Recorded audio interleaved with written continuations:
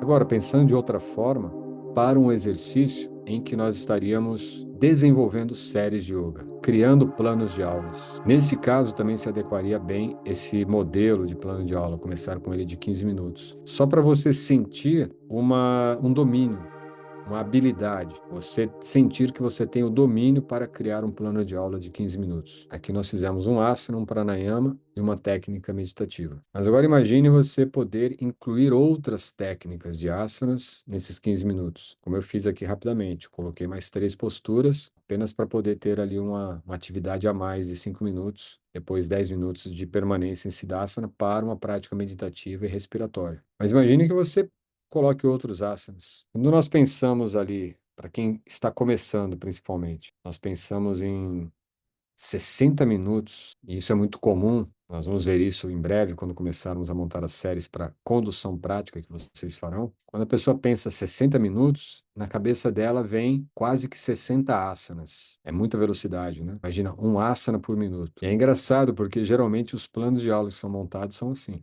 Tem muitos casos que a pessoa vai fazer os asanas, assim, uma lista de asanas não acabam mais, porque tem essa sensação de que precisa preencher 60 minutos com muitos asanas, quando na verdade não. Não há necessidade disso. Você vai compondo, imagina 15 minutos. Compõe uma aula de 15 minutos. Teoricamente, você vai pensar, 15 minutos? Ah, é fácil. 15 minutos eu vou fazer uma postura A, uma postura B, uma postura C e vou trabalhar um pranayama. Pronto, já pensou em 15 minutos. 3 asanas. Agora pense em mais 15 minutos. Aí você já vai pensar em mais 3 asanas. 6 asanas no total até agora. Agora você pensa, deu 30 minutos. Agora eu preciso de mais 15 minutos, mais 3 asanas.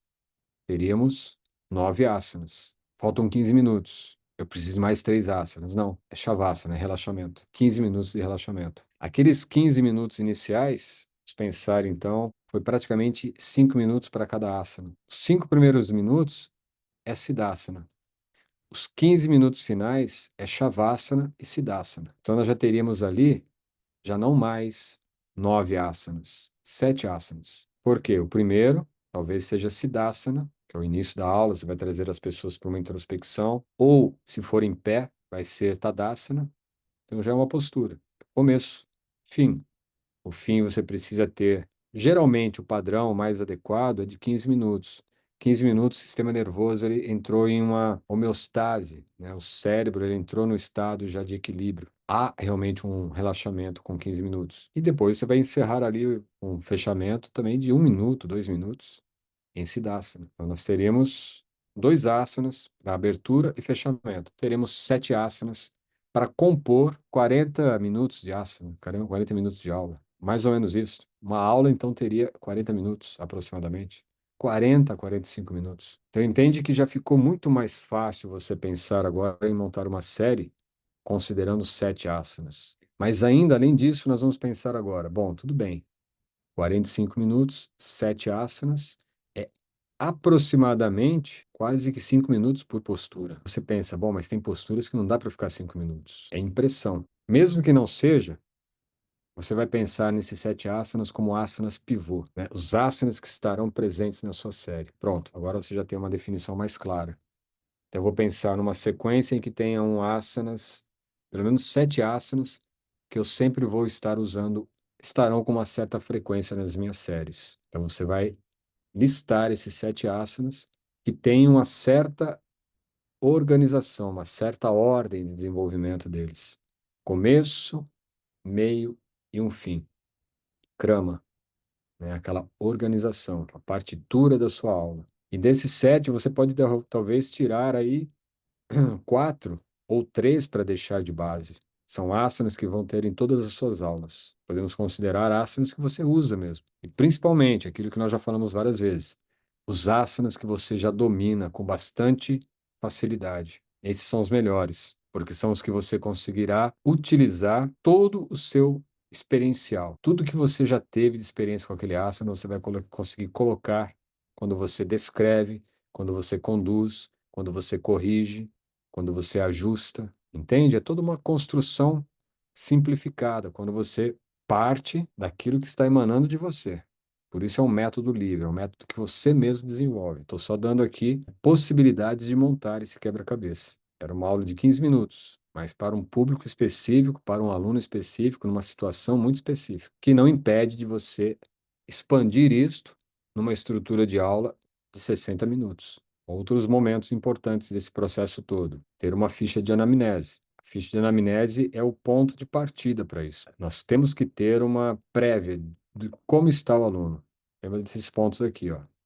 Quais são as necessidades, condições e aspirações do aluno? Como que ele está realmente respondendo a isto? Se você não tiver esses dados, pode ficar difícil poder ajudá-lo. E é a anamnese que vai nos dar essa perspectiva inicial. Depois é necessário também conversar, é necessário ter uma interação com ele, uma reunião. Pode ser ali no início da aula mesmo. Você vai tirar dúvidas em relação ao que você viu na anamnese. Então, com isso, o objetivo é que vocês não deixem o monstro, né, o medo de criar uma aula, de fazer uma aula, assombrar vocês. Mesmo que vocês não estejam com intenção de ser instrutor, de atuar profissionalmente com yoga, para vocês mesmos. E aí pode ser que um obstáculo, né? Se podemos chamar de obstáculo, mas surja uma intervenção alheia aí, uma intervenção alheia chamada perfeccionismo, que é um grande problema e que é, né, um sintoma bastante peculiar do ego. Perfeccionismo é uma característica autoafirmativa do ego. Imagine que você fez ali sua prática, não vou dar aulas, mas eu vou. Se for dar aula, pior ainda, porque você vai querer uma perfeição para o seu aluno. E a sensação é de que eu nunca estou pronto para dar essa aula para o meu aluno, o aula nunca está à medida que eu queria que meu aluno pudesse praticar. Mas vamos imaginar que é para você. Aí você faz a série, montou a série e fica naquela dúvida: será que está certo? Será que não está errado? Será que não vai me colocar em risco?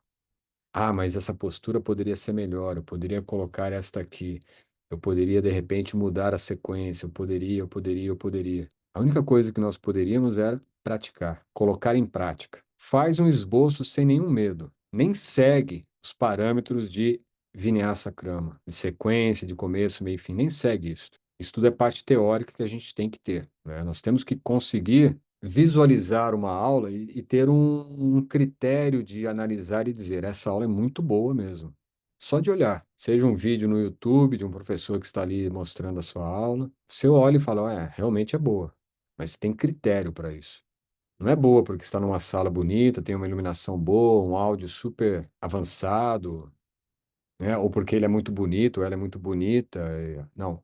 O que foi dado? A aula são os asanas, são as técnicas complementares aos asanas, seja a técnica respiratória, seja técnicas de banda, de mudra, e a forma como essa condução foi feita. Isso é aula. Tudo mais é apenas um detalhe. Então, nós temos que desenvolver essa capacidade, esse rigor de observar e entender. Essa aula é boa.